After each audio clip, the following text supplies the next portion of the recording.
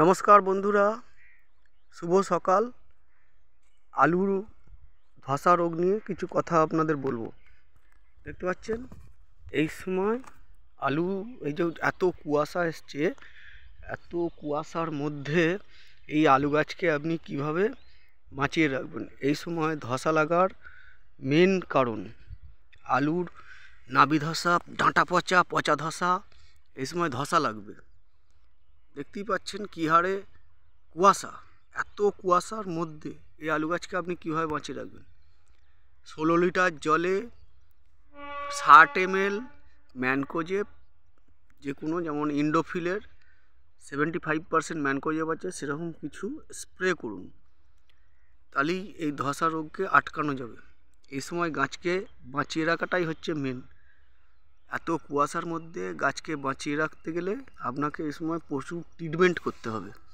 দেখতে পাচ্ছেন কি অবস্থা, কুয়াশায় চারিদিকে শুধু কুয়াশায় ভর্তি।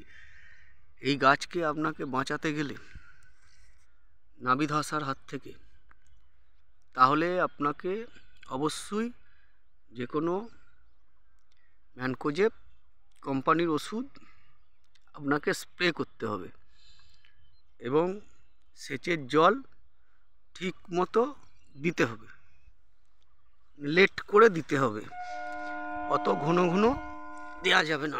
এই যে দেখতে পাচ্ছেন, এই যে নাবি ধসা, এই যে দেখুন, এই যে ধসা। এই সময় গাছকে অবশ্যই বাঁচিয়ে রাখতে হবে। গাছের ধসা, রোগ প্রতিরোধ ক্ষমতা, এই কুয়াশা প্রচুর ক্ষতি করে দেয়।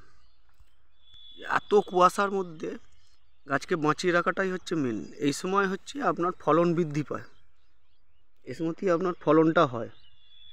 তো সেই হিসেবে এই সময় গাছকে অবশ্যই বাঁচিয়ে রাখাটা প্রয়োজন। যার ফলে আপনাকে কীটনাশক স্প্রে করার আগে ভালো বিশেষজ্ঞর সঙ্গে পরামর্শ নিয়ে আপনার কীটনাশক স্প্রে করাটাই ভালো হবে।